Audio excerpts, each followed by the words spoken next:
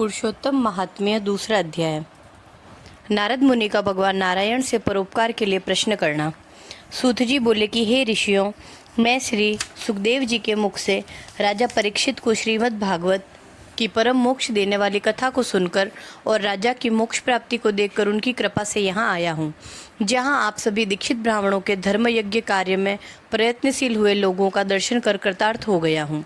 ऋषिगण बोले कि हे सूत जी, अन्य बातों को छोड़कर आप हमें वेदव्यास जी के मुख से सुनी हुई अपूर्व कथा सुनाइए, जो सार का भी सार महाश्रेष्ठ तथा आत्मा को प्रसन्न करने वाली है।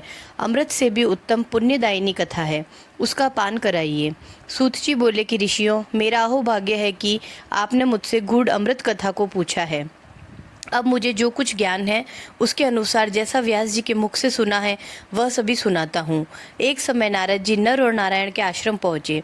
वहाँ बहुत से सिद्ध देवता और तपस्वी भी रहते थे। वहाँ बेर, रुद्राक्ष, आंवले, बिल्व, आम, आम्रतक, कपित्थ, जम्बू, कदम्ब आदि अनेक प्रकार के वृक्ष लगे हुए थे। जहाँ विष्णु भगवान के चरणों से द्रवीभूत गंगा और अलकनंदा भी बह रही थी। वहीं महामुनि नारद जी लोक चिंतन करते हुए जा पहुँचे। पर ब्रह्म में मन लगाए हुए जितेंद्रिय नारद जी के संपूर्ण शरीर से प्रभा छिटक रही थी।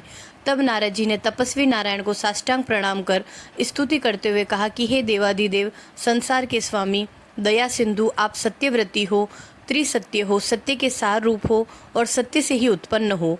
हे सत्य योने, मैं आपको नमस्कार करता हूँ। मैं आपकी शरण में आया हूँ।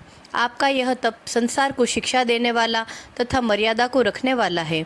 यदि आप तपस्या न करें तो पुण्यात्मा और पापियों से व्याप्त यह पृथ्वी कलयुग में जैसे एक व्यक्ति के पाप करने से रसातल को चली जाती है, वैसे ही एक व्यक्ति के पुण्य करने से तर जाती है। यह आपका पुण्य प्रभाव ही है जिसके बल पर यह पृथ्वी टिकी हुई है। पहले सतयुग आदि में तो जैसे एक व्यक्ति पापाचरण करता था तो सभी व्यक्ति पापी हो जाते थे, परंतु कलयुग में केवल कर्ता ही पुण्य और पाप का भागी है। यह सब आपके तप का प्रभाव है। हे भगवान, कलयुग में सभी प्राणियों के मन विषय भोगों में आसक्त है। अतः स्त्री पुत्र आदि के मोह में फंसे हुए प्राणियों का हित करने वाला और जिससे मेरा भी हित हो सके ऐसा कोई उपाय मुझे बतलाइए, क्योंकि मैं आपके मुखारविंद से कुछ सुनने की इच्छा से ब्रह्मलोक से यहाँ आया हूँ। वेद भी बताते हैं कि भगवान विष्णु उपकार के प्रेमी हैं, इसीलिए संसार के उपकार के लिए उस सार रूप कथा को कहिए जिसके सुनने मात्र से ही जीव निर्भय पद को प्राप्त हो। नारद जी के वचन सुनकर ऋषि नारायण मुस्कुराते हुए संसार को पवित्र करने वाली उत्तम कथा को कहने लगे। हे नारद, तुम ब्रज गोपियों के मुख रूपी कमल के लिए भ्रमर तुल्य रसिक शिरोमणि रासेश्वर भगवान श्री कृष्णचंद्र वृंदावन बिहारी की पुण्यमयी कथा को सुनिए। हे वत्स, जो संसार की पल भर में रचना करने में समर्थ हैं, उनके कामों का वर्णन कोई नहीं कर सकता। इस संसार के सारूप भगवान के अगम्य चरित्र को तुम भी भलीभांति जानते हो, जो वाणी से भी परे हैं, तो भी तुम्हारे सामने पुरुषोत्तम भगवान के दारिद्र्य एवं वैधव्य को दूर करने वाले, उत्तम कीर्ति, पुत्र और मोक्ष के देने वाले अद्भुत महात्म्य को वर्णन करता हूँ। नारद जी बोले कि हे भगवान, यह पुरुषोत्तम नाम के कौन से देवता हैं और उनका क्या महात्म्य है, यह सब मुझे विस्तार से बताइए। सूत जी बोले कि श्री नारायण नारद जी के इन वचनों को सुनकर एक घड़ी के लिए मन एकाग्र कर पुरुषोत्तम देवता का परिचय देते हुए बोले कि पुरुषोत्तम नाम एक मास का है, जिसके स्वामी कृपा सिंधु भगवान पुरुषोत्तम ही हैं। इनको ऋषि लोग पुरुषोत्तम मास कहते हैं। इसका व्रत करने से पुरुषोत्तम भगवान प्रसन्न होते हैं। नारद जी बोले कि मैंने पृथक पृथक स्वामियों सहित चैत्र, वैशाख आदि मास तो सुने हैं, किंतु हे नाथ, पुरुषोत्तम मास कभी नहीं सुना। यह पुरुषोत्तम मास कौन सा मास है, जिसके स्वामी दया सिंधु पुरुषोत्तम कैसे हुए, सो मुझे कृपा करके बताइए। इस मास का क्या स्वरूप है, क्या विधान है, व्रत में क्या करना चाहिए, कैसे स्नान करना चाहिए, क्या दान करना चाहिए, जप, पूजा, उपवास आदि का क्या साधन है, जिसके करने से कौन से देवता प्रसन्न होकर क्या फल देते हैं।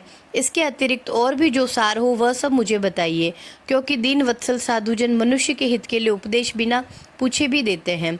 इस पृथ्वी पर जो लोग दूसरों के भाग्य के सहारे चलते हैं वे दरिद्री, दुखी, रोगी होते हैं और पुत्र की इच्छा करने वाले होते हैं, जिनमें कोई जड़, गूंगे, घमंडी, मूर्ख, कुचाली, मैले व फटे वस्त्र पहनने वाले, नास्तिक, लंपट, पर स्त्रीगामी, नीच, अतिवृद्ध, पराई नौकरी करने वाले, निराश, मनोरथ पूर्ण न होने वाले, पराक्रमहीन, कुरूप, रोगी, कुष्ठी, अंगहीन, अंधे आदि होते हैं, तथा कोई इष्ट मित्र वियोगी, कोई स्त्री पुरुष आदि से दुखी, कोई माता पिता से हीन, कोई दुख सुख से ग्रसित, कोई दुर्बल, तो कोई मनोवांछित वस्तु से रहित है।